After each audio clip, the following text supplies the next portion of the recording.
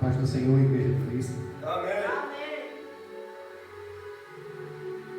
Convido a igreja a abrir nossas Bíblias no livro de Neemias, capítulo 1 do livro de Neemias, amém? Enquanto a igreja está se localizando na Bíblia, livro de Neemias, capítulo 1, eu quero aqui louvar a Deus mais uma vez, por mais uma oportunidade de estar aqui nessa casa, na Igreja Evangélica Raiz Missionária, presidida pelo meu amigo pastor Cristiano, e também essa sua esposa, futura missionária. Glória a Deus pela sua vida, amém. Também aqui na presença do meu pastor, o pastor Manuel, grande mestre, grande mentor, e aqui diante da igreja mais uma vez, amou o coração do Senhor, e eis-me aqui para trazer algo da palavra de Deus, sabendo eu que sem a graça do Deus nada temos, nada fazemos, portanto nada eu sou, assim como todos aqui presentes, porque tudo é dele, tudo é por ele e tudo é para ele, amém? E que a glória do nome de Deus seja emanada nesta noite aqui na igreja. Livro de Neemias, capítulo 1. Eu vou ler apenas um versículo. Versículo 11. Livro de Neemias, capítulo 1, versículo 11. E diz assim a palavra de Deus: Ah, Senhor, estejam, pois, atentos os teus ouvidos à oração do teu servo e à oração dos teus servos que desejam temer o teu nome, e faze prosperar hoje o teu servo, e dá-lhe graça perante este homem. Então era eu o copeiro do rei. Bem, glória a Deus. Neemias capítulo 1. Neemias 1. Estamos aqui diante de um livro simbólico. Eu digo simbólico porque Neemias é um livro peculiar.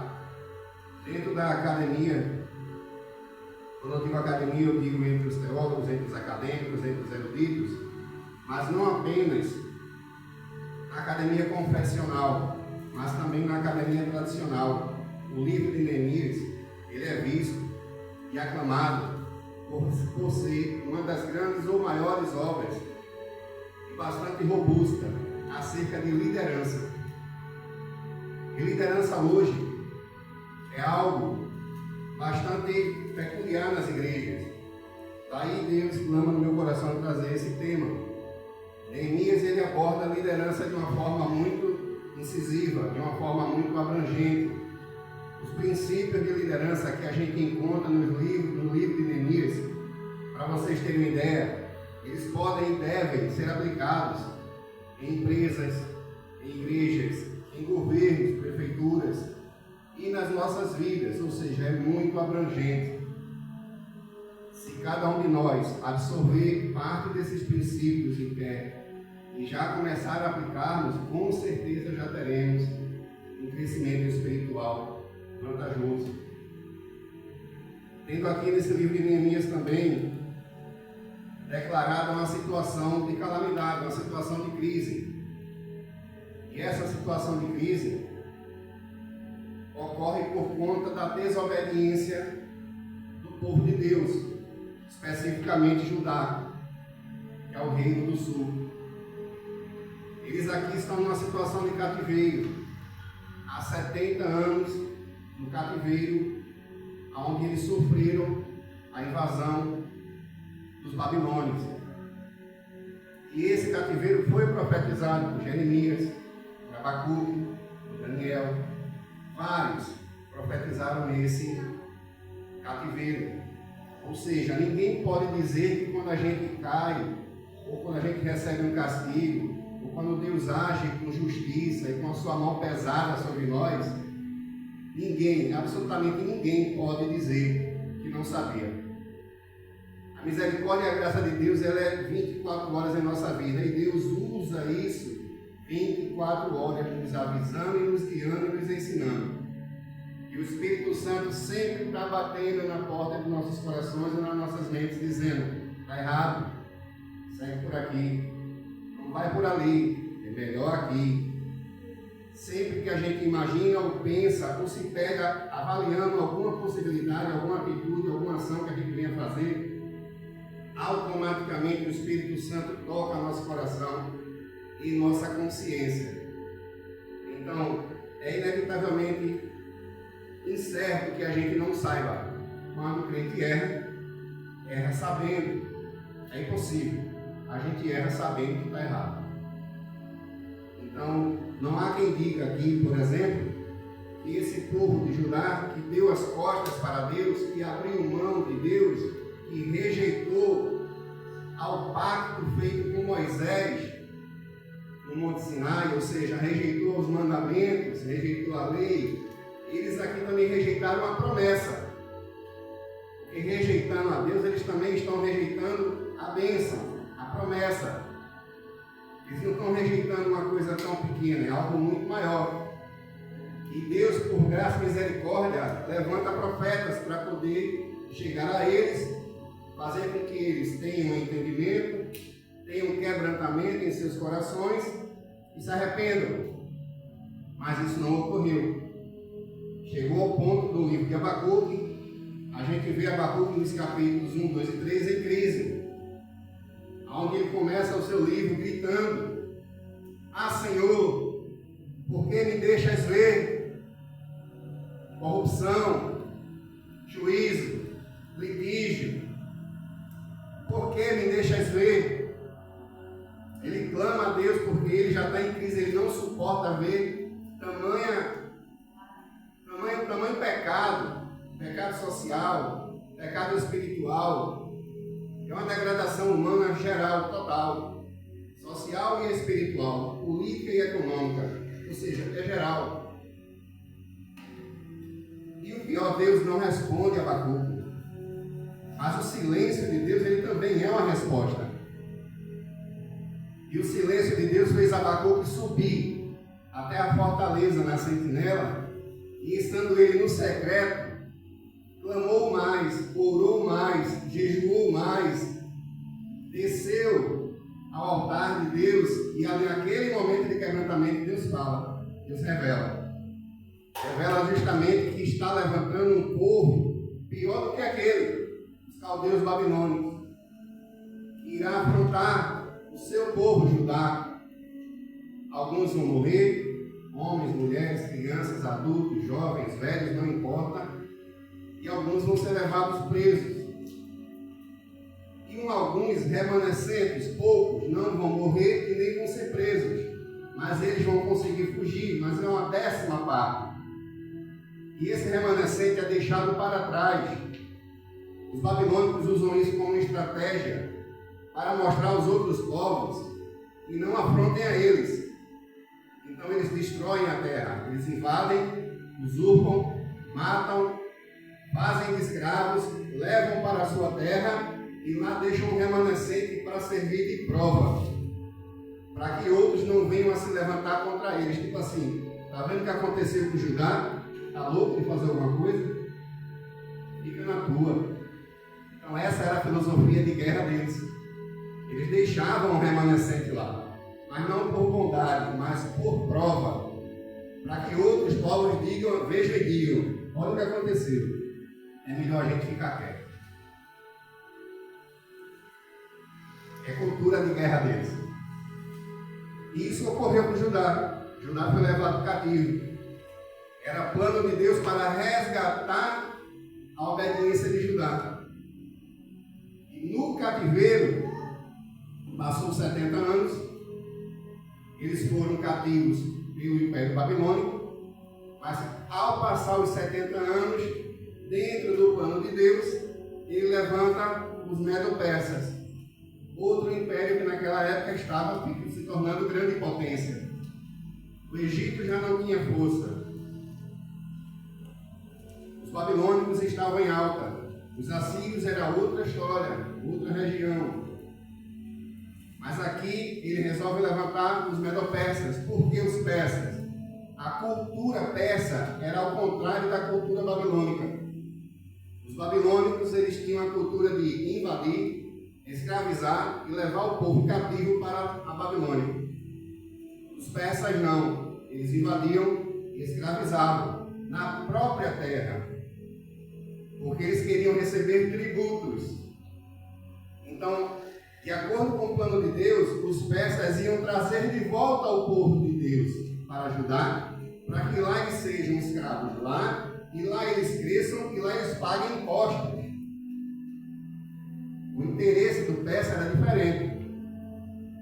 Mas quando a gente lê aqui, a gente vai perceber que não era tão fácil.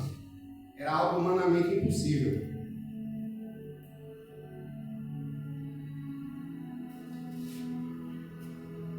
Por exemplo, o cerco de Judá ocorreu em três. O cativeiro de Judá ocorreu em 3 tentativas dos babilônicos. 3 cercos foram feitos.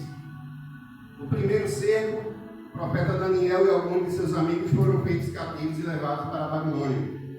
No segundo cerco, alguns caíram, homens de guerra, homens valentes, e a cidade se tornou fraca. E no terceiro cerco, finalmente, ele entra na cidade. E leva um rei, invade o templo, destrói tudo, queima as portas, derruba os muros, destrói as cidades. Homens, mulheres, jovens, idosos são mortos, talvez até estuprados, a Bíblia não fala, a história não conta. Mas é certo que ali ele finalmente entrou. E passados 70 anos, da mesma forma que houve 3 cercos para a queda de Judá e o cativeiro de Judá, o retorno também houve em 3 partes. Houveram 3 retornos, 3 grandes grupos de povo judeu, de povo de Judá, voltou. A primeira leva veio com Esdras. E o objetivo era a reconstrução do templo. O interessante é que quando Esdras chega em Judá, ele encontra uma oposição. E que oposição é essa? A oposição do povo de Israel, Israel do Norte, Samaria. E por que se tornou essa oposição? O povo de Israel, do reino do Norte, Samaria, eles estavam misturados com outras nações. Naquele momento, já haviam se passado 120, 140 anos, ou seja, mais de um século. Então, há mais de um século que Judá estava em queda, no cativeiro, fora da cidade, e o povo de Samaria se misturou com outras nações. Quem eram essas nações? Os descendentes de Esaú, da cidade de Edom, os edomitas. Outros 2 povos, descendentes dos netos de Ló, Moabe, ou seja, os moabitas, e o outro neto de Ló, os amonitas, ou seja, Amon e Moabe e Edom. 3 povos que o povo de Israel se misturou, rompendo assim o seu pacto com Deus de ser um povo separado. E essa mistura não foi apenas de raça, não foi apenas de casamento, foi uma mistura também de crença e de cultura. Por exemplo, eles não queriam mais que a religião de Judá retornasse para Jerusalém. Eles queriam o templo, mas eles não queriam a religião de volta. Eles queriam continuar adorando aos deuses que eles estavam adorando, com Edom, os edomitas, com Moabe, os moabitas. Eles queriam ficar lá. Então eles se tornaram uma oposição. Agora vê como eles trabalharam.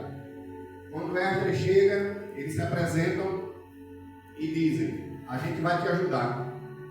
Ele nega.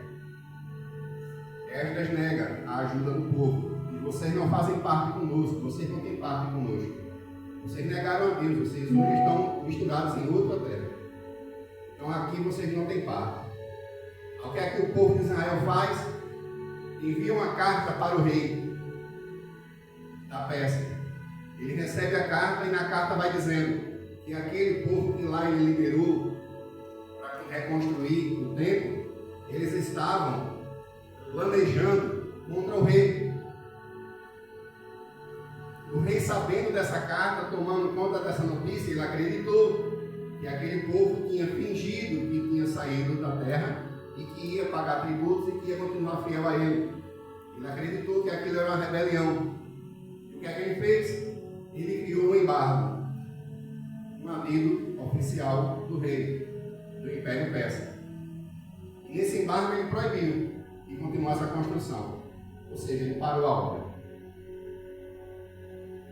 E isso a oposição de Israel, que foi Israel do Norte, Samaria, conseguiu. Parou a obra de Judá. E o que aconteceu com aquele povo que viajou? Ficaram por lá, cada um foi seguir a sua vida, fazer seus pastos, tomar conta dos seus animais, viver da forma que podiam. Já tinham viajado mesmo, tinham que ficar lá de alguma forma. Então os sacerdotes que foram, viraram pastores de animais. Viraram agricultores. Não tinha tempo, não tinha povo, não tinha religião. Viraram camponeses e agricultores, e pecuaristas, lavradores de terra e tomando conta de animais. E neste momento se levanta um de Jerusalém, que a gente vai ler agora, a partir de agora nesse momento. Chama-se Anani, versículo 2 desse capítulo. Capítulo aqui de Neemias, capítulo 1, versículo 1 e 2. As palavras de Neemias, filho de Acalias. E sucedeu no mês de Quisleu, no ano 20º, estando eu na cidade de Suzã, a fortaleza. Aqui está sendo declarado que é Neemias que está falando. Está sendo declarado que é o mês de Quisleu. O calendário judaico para nós é novembro. Também está dizendo que é o ano 20º, significa qual o reinado ao que ele está naquele momento, qual o rei que está naquele momento. E estando eu na cidade de Suzã, a fortaleza. Suzã é o terceiro palácio persa, é um palácio de inverno. Então significa que eles estão numa época de inverno e naquele momento o imperador da Pérsia, o rei da Pérsia, está no palácio de inverno. E o mês é novembro, ou seja, é um cenário histórico que ele começa a leitura, o registro. E é neste momento que ele diz o seguinte no versículo 2: veio a mim Anani, um de meus irmãos, ele e alguns de Judá. Perguntei-lhe pelos judeus que escaparam e que restaram do cativeiro acerca de Jerusalém. Percebamos aqui alguns detalhes. Anani, que estava em Jerusalém, naquele momento que Esdras recebeu o embargo da obra do rei da Pérsia, Anani se levanta e com alguns de Judá, ele viaja até Jerusalém. Ou seja, o povo está do jeito que está há mais de 100 anos.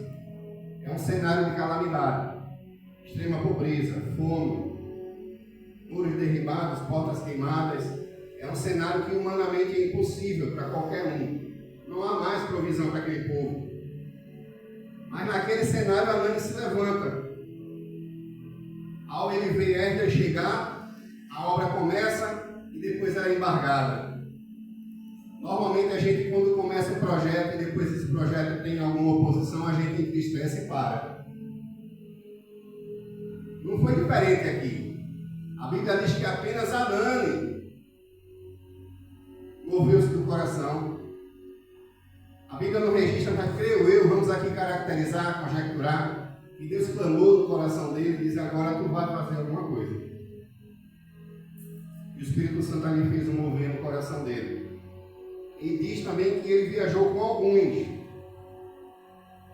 Veio a mim um de meus irmãos, ele e alguns, ou seja, sempre vai ter poucos, como aqui foi falado, que verdadeiramente amam a obra. A grande massa da igreja está inchada, só quer prosperidade, só quer bênção, mas não quer regra, não quer obediência, não quer juízo. E aqui é bem fácil isso. Ele e alguns de Judá. Detalhe, a viagem de Jerusalém até Suzã são 1.600 quilômetros, segundo a geografia bíblica. Significa dizer 4 meses de viagem a pé ou em cima de um jumento. Anani andou em cima de um jumento ou a pé. Provavelmente ele se juntou a alguma caravana para não ser assaltado e morto no caminho. 4 meses. 4 meses ele viajou. E chegando lá, a primeira coisa que ele fez foi procurar Neemias. Por que Neemias? A grande pergunta aqui é: quem é Neemias? Por que procurou Neemias? Quem é Neemias? Neemias é copeiro do rei, como a gente leu no versículo inicial. Eu, naquele tempo, copeiro do rei, ele diz. Copeiro do rei não é simplesmente um garçom. Hoje em dia seria um simples garçom, mas naquela época o copeiro do rei era uma pessoa de confiança do rei. Por quê? Uma das formas de se tomar um reinado era matando o rei. E uma das grandes formas usadas na época era envenenando a comida ou a bebida do rei. Então a função de Neemias era morrer no lugar do rei. Era tomar o vinho antes do rei. Se tivesse envenenado, ele morria na frente do rei. Era comer da comida na frente do rei. Se tivesse envenenado, ele morria no lugar do rei. E o rei seria salvo porque morreu o copeiro. Era uma pessoa próxima da confiança do rei e que o rei acolhia. Era ele e o rei. A confiança era grande, a intimidade era grande. Então veja como Deus trabalha. Mas tem um detalhe: Neemias sequer conheceu Jerusalém. Neemias nasceu no cativeiro e cresceu na cultura babilônica e na cultura persa. Mas ele não abriu mão de dizer: sou judeu. Ele não abriu mão de dizer: sou servo do Deus Altíssimo. Ele não abriu mão de Deus. Ele sequer conheceu Jerusalém. Ele nasceu no cativeiro. Mas assim que ele recebe a viagem do irmão, ele faz só uma pergunta: como estão aqueles que não foram mortos e que escaparam do cativeiro? Como estão? Primeira atitude dele ao receber o irmão: como estão? Me conta. Ele sequer conhece a cidade de Jerusalém. E a resposta foi terrível para ele. E disseram: os restantes que não foram levados para o cativeiro, lá na província. Perceba que Judá agora não é mais nação, é província. Estão em grande miséria, desprezo, e o muro de Jerusalém fendido ou derribado, e as suas portas queimadas a fogo. O diagnóstico é terrível, a mensagem é pesada. Tem aqui algumas coisas, algumas nuances nessa resposta de Anani. Quando Neemias deseja saber como está o remanescente que lá ficou, que não foi morto na invasão e que não foi feito escravo, fugiu, mas ficou lá como remanescente. A 10ª parte. Ficou lá. Agora perceba, aqueles que lá estão em grande miséria.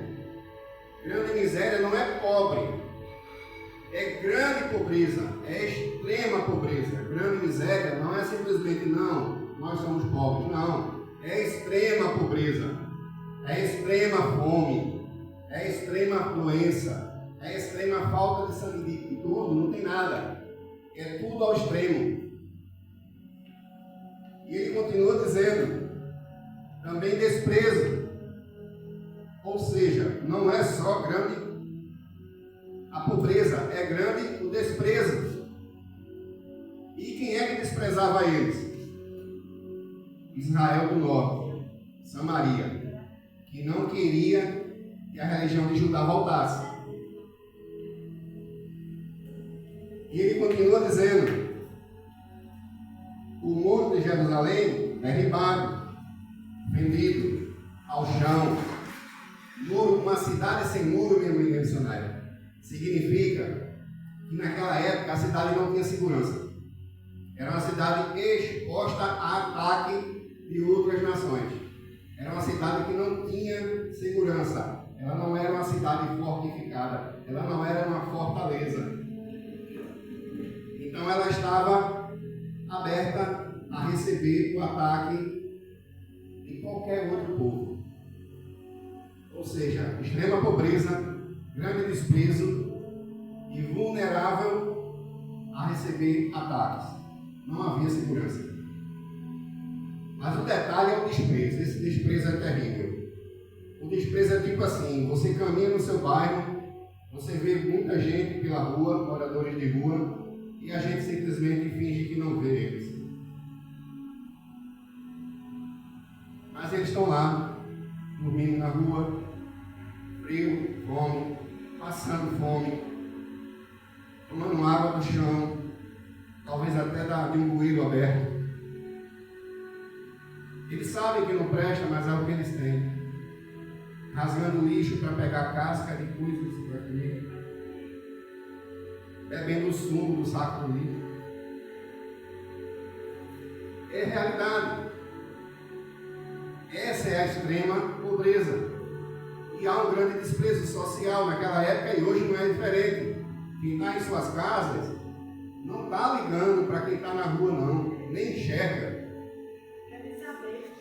Não enxerga quem está na rua, não. Quer uma prova? Dá uma volta de madrugada no teu bairro. Depois das 10 horas da noite, dá uma volta. Você vai perceber que o povo que você vê de dia não é o mesmo que você vê à noite. A realidade é outra. Dá uma volta no teu quarteirão, no teu bairro, não precisa ir muito longe, não. O desprezo, ele mata muito mais às vezes. Você está vendo e não faz nada. Significa dizer que o teu coração está tão endurecido que tu não tem sensibilidade pela vida humana, com a alma. E aqui ele continua dizendo: as portas queimadas a fogo.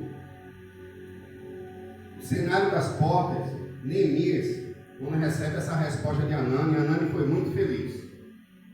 Ele usou quatro expressões terríveis: grande pobreza, grande desprezo, muro derribado, porta queimada. Ele deu o diagnóstico completo.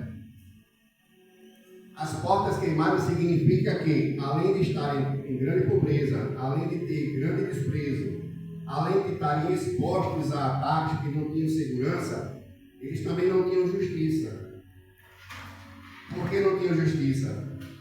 Porque na época, os juízes, eles recebiam a causa do povo na porta da cidade.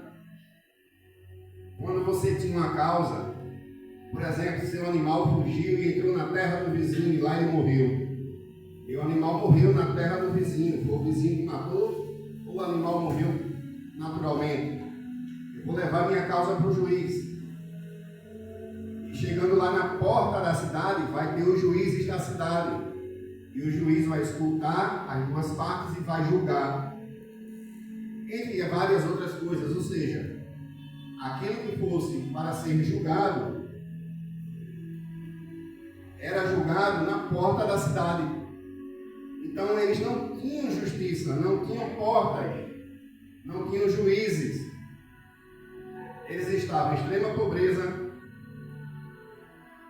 expostos à insegurança, em grande desprezo e também, eu não posso nem dizer injustiçados, porque não existia justiça.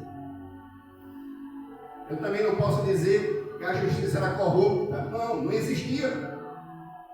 Era ausência de justiça, não tinha justiça. Cada um fizesse o que achasse correto. Isso lembra muito o final do livro de Juízes. Cada um fez aquilo que achou reto. E assim foi aqui também.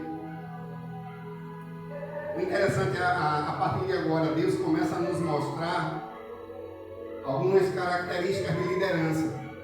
Algumas características essas aqui, em alguns cantos, a gente percebe a ausência. Em alguns cantos, que eu digo, ministérios e em algumas pessoas, infelizmente. Inclusive dentro de nossas casas. A gente percebe essa ausência. Quando ele diz o seguinte, no versículo 4: e sucedeu que, ouvindo as palavras, assentei-me, chorei e lamentei por alguns dias, e estive jejuando e orando perante o Deus do céu. Vem a sequência: lamentei, chorei, jejuei por alguns dias. Ele não diz quantos, só diz alguns, muitos. E estive jejuando e orando, intercedendo junto a Deus pelo povo. Percebe aqui que, ao saber da situação do povo, para ele foi tão duro que rasgou ele.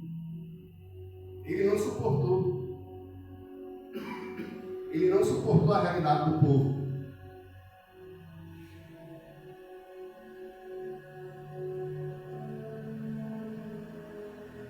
E a atitude dele foi de se recolher, chorar, entristecer, orar, jejuar, interceder.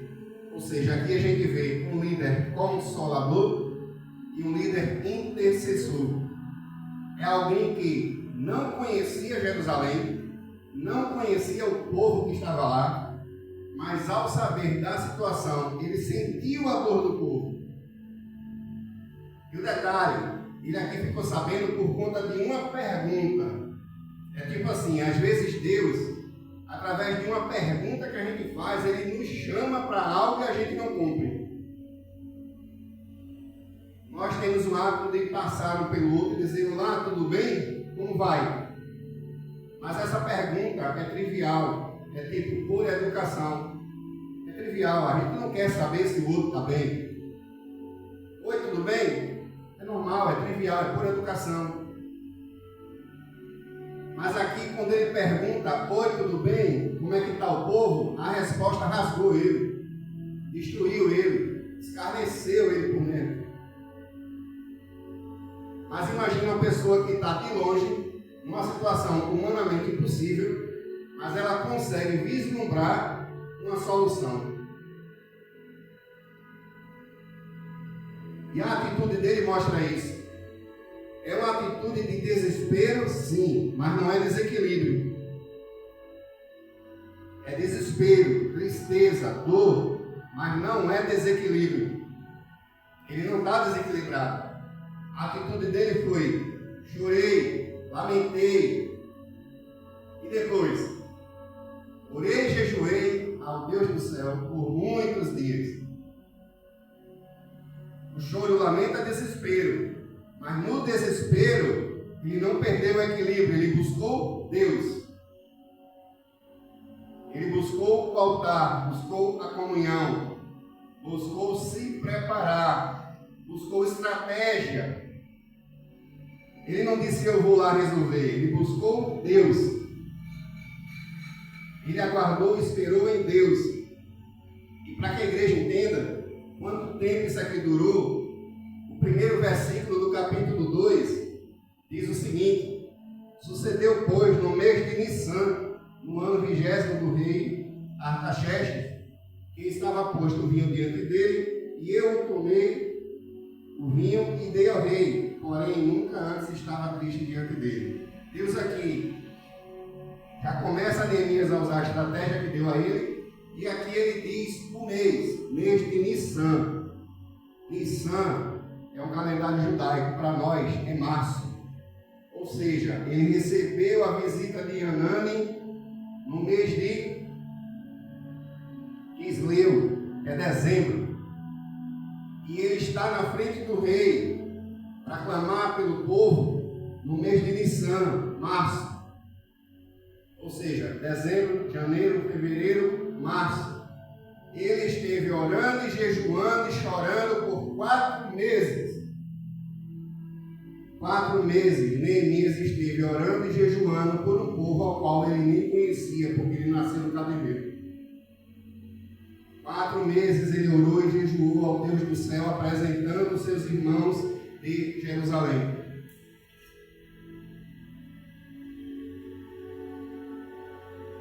Ele não abriu mão do povo. Ele não abriu mão da dor do povo.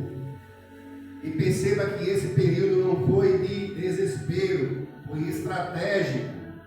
Ele se colocou à disposição de Deus. E ele continua dizendo: ah, Senhor, Deus dos céus, Deus grande e temível, que guarda o conselho. e a benignidade para com aqueles que te amam e guardam os teus mandamentos. Estejam abertos, pois, a quem está em uma oração. E essa oração dele é maravilhosa. A gente precisa resgatar, a igreja precisa resgatar este padrão profético de oração. Ele inicia a oração exaltando a Deus. Ah, Senhor, Deus dos céus, Deus grande e terrível, que guarda o conserto e a benignidade para com aqueles que te amam e guardam os teus mandamentos. Ele inicia exaltando Deus. Ponto. Depois ele confessa. Estamos, pois, atentos os teus ouvidos e os teus olhos abertos para ouvires a oração do teu servo que hoje faço perante ti. De dia e de noite pelos filhos de Israel, teus servos, e faço confissão pelos pecados dos filhos de Israel, que pecamos contra ti. Detalhe, como é que ele diz pecamos, se ele estava em Suzã e ele não conhecia o povo de Jerusalém? Ele não nega a sua nacionalidade, ele não nega que é judeu. Pecamos, eu sou judeu também. Pecamos contra ti. É uma confissão coletiva.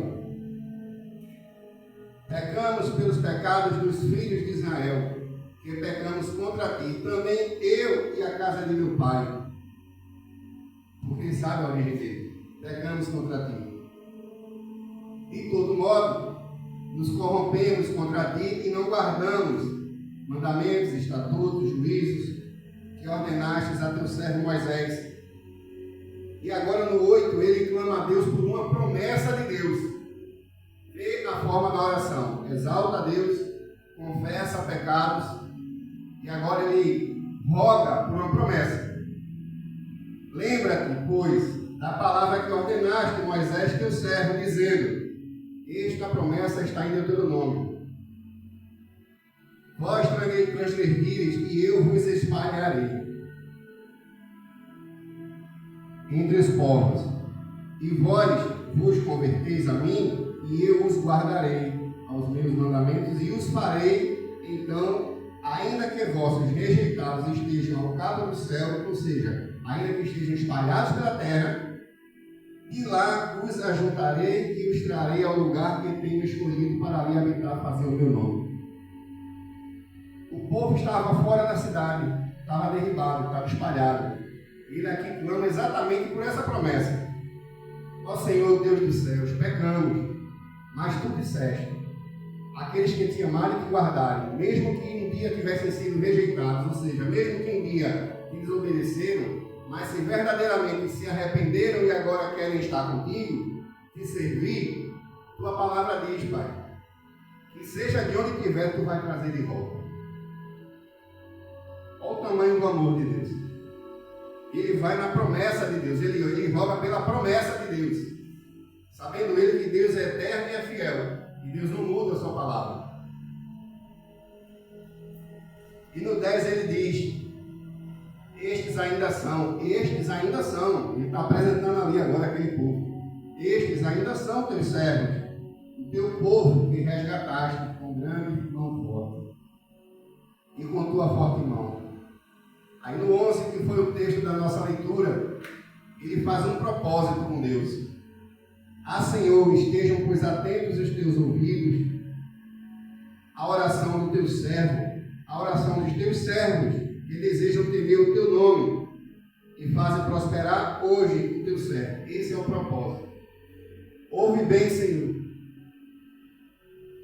Faz prosperar hoje o teu servo. Ele agora está falando dele.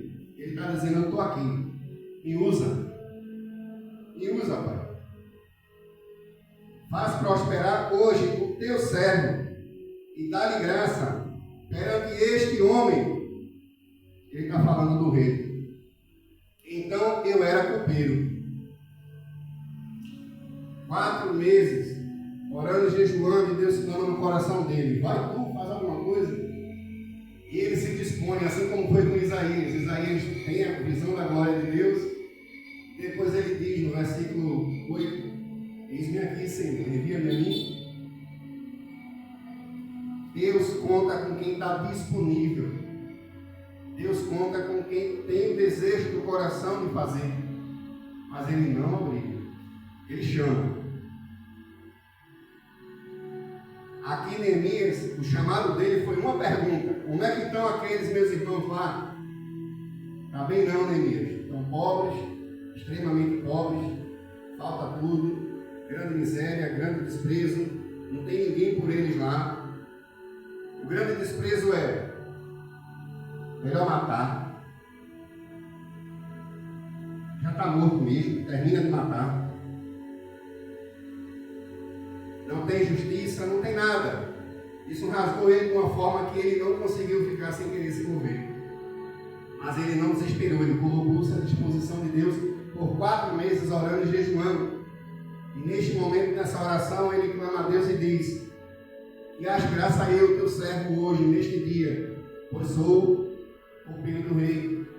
Eu acho graça diante deste homem. Ou seja, é uma oração na terra que faz mover os céus. É uma oração terrena que faz mover o coração de Deus. E movendo o coração de Deus, Deus usa 2 coisas: recursos da terra e recursos do céu. Neemias sabia que ia precisar do rei para chegar lá e resolver. Isso continua, por exemplo, Neemias sabia, no capítulo 2, quando ele... No capítulo 2, Deus dá a ele a estratégia. Eu vou ler apenas o início. Sucedeu, pois, no mês de Nissan, ou seja, 4 meses depois, no ano 20º do rei Artaxerxes, e estava posto o vinho diante dele, ou seja, acabei de dar o vinho diante dele.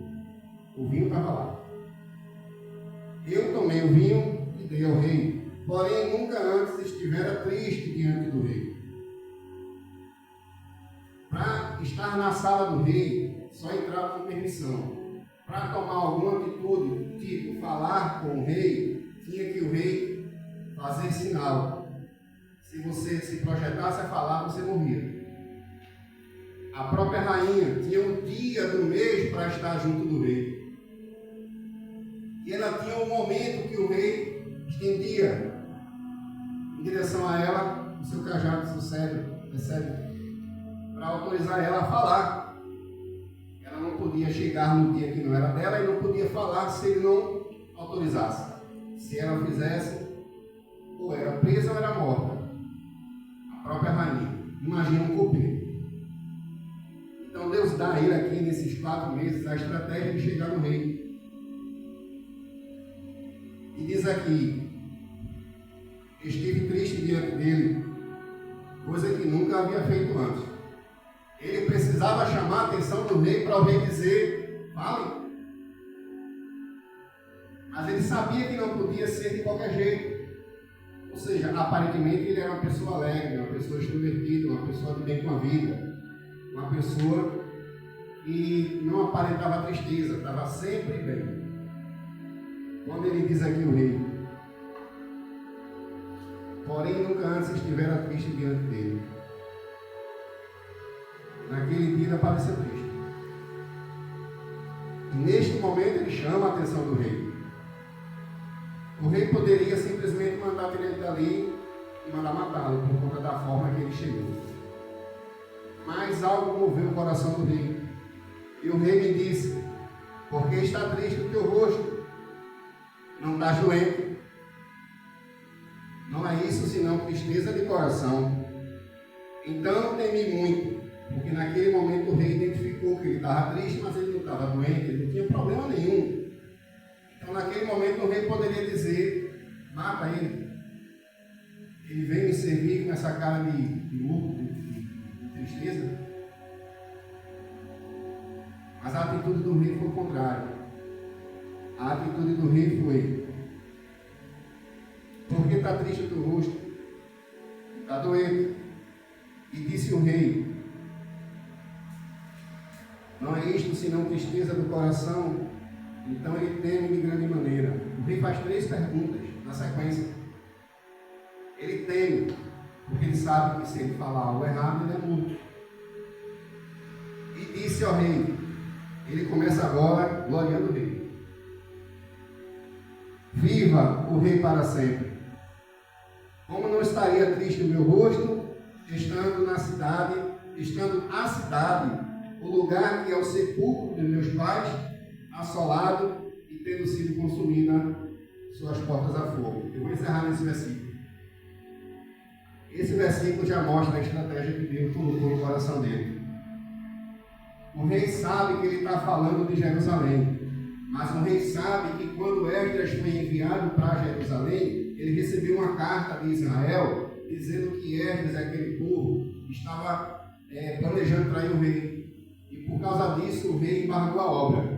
E agora estava o copeiro dele, o homem de confiança dele, triste diante dele, e ele sabendo que o copeiro é de Jerusalém, é judeu, ele não usa o nome da cidade.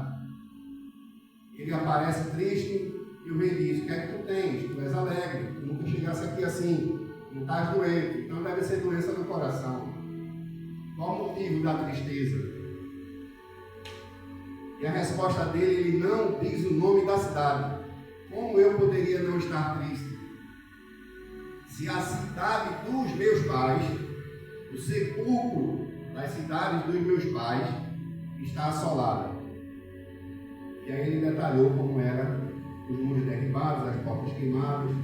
Como poderia eu não estar se a cidade onde é o sepulcro de meus pais está assolada? Essa estratégia de Deus foi terrível, porque o povo persa, ele honra a memória dos antepassados. Ele não pediu favor ao rei, ele só disse ao rei aquilo que o rei já cultua, a memória dos passados. O sepulcro dos meus pais está assolado, rei. Ele sabia que a cultura persa, eles cultuavam a memória dos povos passados. Então ele foi no coração do rei. Ele rasgou o coração do rei. Moral da história: ele recebe a visita de Hanani, fica triste com a notícia, sente que deve fazer alguma coisa, sente que não vai deixar daquele jeito. Ou seja, um chamado ele nasce de duas formas: ou de algo que você sente, ou de algo que vem de fora. Um grande exemplo para mim, quando eu iniciei na minha conversão, eu orava pelo discipulado da igreja. Com 6 meses eu recebi o convite para ser professor do discipulado. Depois eu comecei a orar pela campanha evangelística. Quase um ano depois, o pastor me chama e pergunta se algo me impedia de fazer parte da campanha. Ou seja, Deus mostra onde está o problema, a gente ora pelo problema, clamando a Deus pela solução. Aí Deus faz assim: vai lá, faz alguma coisa e mexe. Eu não te mostrei só para tu orar, não, foi para tu se envolver. E esse foi o chamado dele. Por uma pergunta, aquilo que ele ficou sabendo se tornou o chamado dele. E essa reforma, após a liberação do rei, que é uma liberação ingrata. Por que ingrata? Os babilônicos, aí é cultura política, os babilônicos que levaram o povo cativo, a palavra do rei é maior do que a lei. Na Babilônia, a palavra do rei era algo maior do que qualquer coisa. O rei era a própria lei. Se ele dissesse sim, sim, e se 10 minutos depois ele dissesse não, aquilo que era sim passava a ser não. A lei era a voz do rei. No persa era o contrário. O rei era refém da própria lei que ele assinava. A lei era algo maior que o próprio rei. Ele acabou de assinar uma lei, uma Bíblia, embargando a obra. Ele agora estava diante de um copeiro que estava clamando pelo sepulcro do seu pai, que politicamente era uma lei a qual ele estava sujeito, e o rei não tinha poder para acabar com aquela lei. Porque, de acordo com a cultura dos persas, a lei estava acima do próprio rei. O rei não podia desfazer a lei, mas ele foi no coração do rei. na cultura do povo do coração do rei, e cultuar a memória dos seus entes queridos, dos sepulcros, a memória dos seus parentes. Amém? Então Deus nessa noite ele fala de estratégia. Diante de um cenário de calamidade, de uma crise total, que é humanamente impossível, ele rasga o coração de Neemias, como o nosso muitas vezes, mas ele automaticamente ele diz, não, pode até desesperar, mas não desequilibre. Pode até ficar em crise, mas não perca a razão. Pode até ficar fraco. O tempo fecha, as portas se travam.